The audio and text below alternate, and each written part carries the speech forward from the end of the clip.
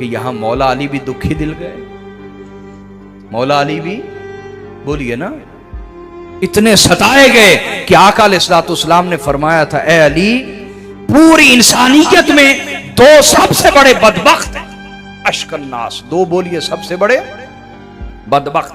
پہلا وہ بدبخت جس نے حضرت صالح علیہ السلام کی اونٹنی کی ٹانگیں کاٹ دی، کونچے کاٹے. اور دوسرا وہ سب سے بڑا بدبخت اے علی جو تم پر حملہ کرے گا اور اس کے حملے کے سبب تمہاری داڑھی خون سے رنگین ہو جائے گی. تو اتنے ستائے گئے حضرت مولا کائنات اتنے کہ آپ اپنی داڑھی پکڑ کے کہتے تھے تو آخر خون سے کب رنگین ہو، تو آخر خون سے.